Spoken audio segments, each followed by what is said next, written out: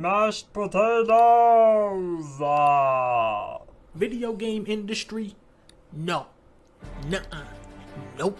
Video games, you just pissed me off. This year's E3 was a goddamn joke, and everyone involved, fuck you. This was the most This year, Coops.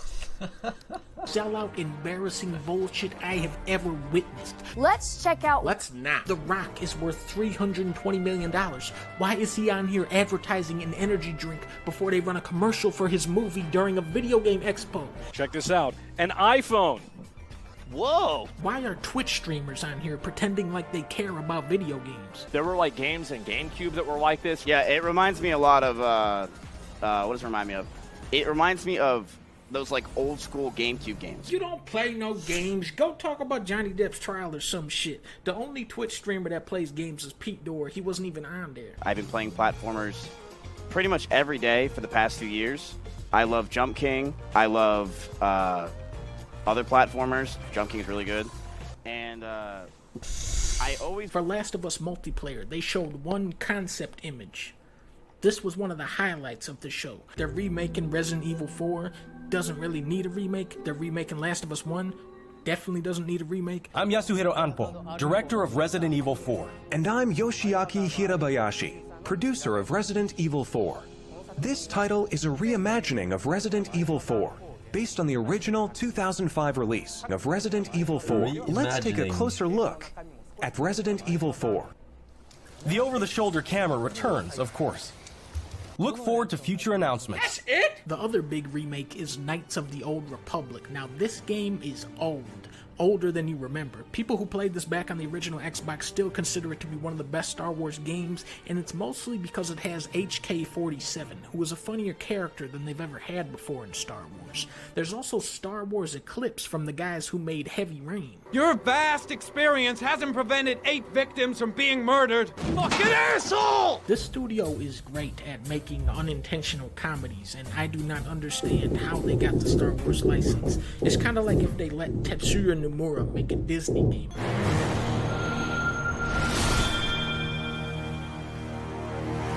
Oh no. Oh no. Oh no. Oh no. Oh no. Oh no. Oh no. I'm actually gonna play this. In the 90s, Square was famous for its dedication to storytelling in video games. Today, Square Enix is famous for its dedication to the worst storytelling in video games. Chaos Man was so dumb it was funny. Octopath was soulless. Final Fantasy 15, you had to watch a movie to get the story. Dragon Quest, well, I like Dragon Quest. Final Fantasy VII Remake took a story that actually worked and butchered it. Square Enix is so creative, they named their studio Creative Business Unit 3, and yet even by the abysmally low standards of Square Enix, Kingdom Hearts 3 stands alone as one of the most incompetently written video games ever created, and this is why I have to play Kingdom Hearts 4, for the funniness of it all.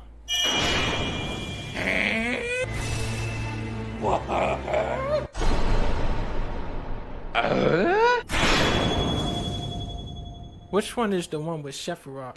Hi everyone. In 2019, Modern Warfare changed everything. Name one thing Modern Warfare changed. You know, and Gaz first. We're on Steam, as you know. I mean, Call of Duty games are still good for 2 weeks of trashy multiplayer fun, but the campaigns are so fucking pathetic, so outdated.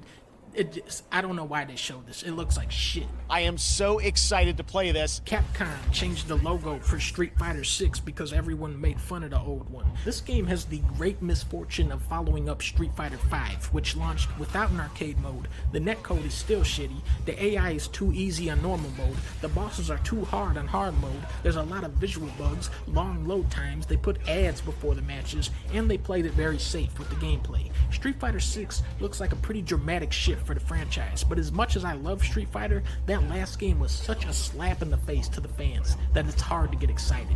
Capcom really has to redeem themselves on this one. What is a Stormgate, though? How the fuck would I know? So we actually copied Ori and the Blind Forest because that game sold really well. That's good, because you just do something that somebody else does. Yeah. They did a really good job with their creativity and taking a jump off the, creative ledge. Jump into the next game. It's from Neo Interactive, and it's called Samurai Zero. You mean Katana Zero. Select your samurai. Oh, it actually is called that.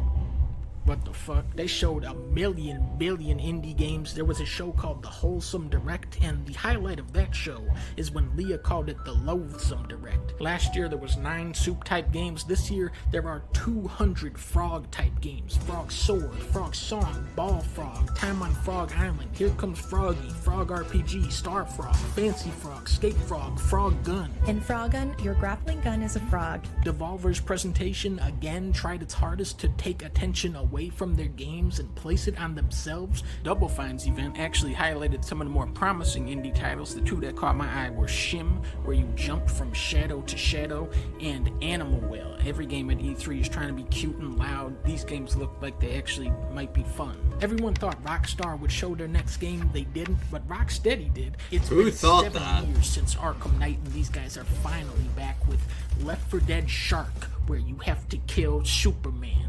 The thing with co-op is that the game is Nobody no longer a thought that, $60 buy-in. It's a $240 buy-in. That's the Last higher year, It Copes Takes and Two had this great setup where only one person had to actually own the game, and the game was incredible. If Xbox is smart, they'll put this thing on Game Pass. That is a perfect match. Anything else you want to add? Yeah.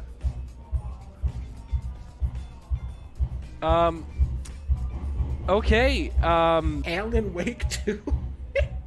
No way this is real. There are only 2 human beings that have ever played the game Alan Wake. Me and my friend Woa. If anybody else says they played Alan Wake, they are lying to you. I played Making Alan Wake 2, it's like if for some reason they decided to make a Knack 2. The big Sony news is that they are slowly bringing all of their major titles to the PC. Uncharted, God of War, Death Stranding, Horizon, and now Spider-Man and The Last of Us. I'm very happy for PC-only gamers that can finally get at some of these incredible games, and also Days Gone. The Persona series is coming to Xbox, but not Nintendo. But don't worry, Nintendo fans, you guys get Xenoblade 3.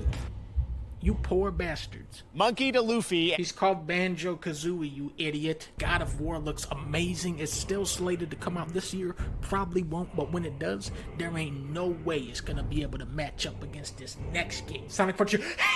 The second I heard open world Sonic, I envisioned one of the greatest comedy masterpieces of all time. Looking at the gameplay, I am very disappointed that Sonic is not constantly clipping through the terrain.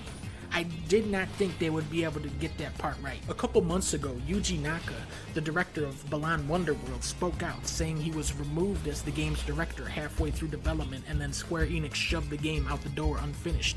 So far, I'm not seeing any farmers or dancing sequences in Sonic, which is a shame, but the developers have clarified that this is not actually an open world game. No. Sonic Frontiers is an open zone game. It's very Strand-like in that sense. Now, I'm excited to announce a special partnership between Xbox Game Studios and one of the greatest creative minds and innovators in our industry. これから Xbox ゲーム Thank you, Kojima-san. We're thrilled to have Kojima Productions. Meanwhile, at Jeff Keighley's house, they held the Dead Space event, where every game shown was the game Dead Space. Here's a new Dead Space. That's the Callisto Protocol, my bad. Now, this is the actual Dead Space, right? Yeah, see? But then this came out, and I was like, is this really another Dead Space? That's something brand new. We want this to feel like Dead Space. And my favorite, the most anticipated open world RPG of the last 20 years. Zelda. Oh, Starfield was the big reveal of this year's E3. Turns out it's actually No Man's Sky, but with shooting. But the shooting is really sluggish and it's wonky looking. But there's 1,000 planets. The concept behind this game is exciting. It's something that really taps into your imagination, flying out into space and exploring the universe, learning about different societies and ecosystems. However, Bethesda was already struggling to keep up with modern standards 7 years ago when Fallout 4 came out, and now with games like Elden Ring, Breath of the Wild, Mario Odyssey, Red Dead 2, Sonic Frontiers, these huge games pushing the limits of scope and polish, I don't see how Bethesda could possibly meet this new, much higher standard with Microsoft spending the entire budget on Blizzard. I would love to be wrong, but the last super ambitious open world Western RPG was Cyberpunk 2077. Back to you, Jeff Keighley. Next, it's time for a new look at Honkai Star Rail, an upcoming open-world space RPG. Yeah, a lot of space today from... Self-aware. Yeah, pretty disappointing. We did miss the Square Enix one, but I guess it was Final Fantasy VII Simulator. So, make Kingdom Hearts trailer, I guess, but we're not doing that again, that's for sure. We did it once. Turn to shite. If you read it, you won't take it for 3 years, man. It says Harry Potter, Colby, Das Bluebird, Jim's the IC, Buys the Ixion, and Keiju deck. Thank you, boys. Welcome back.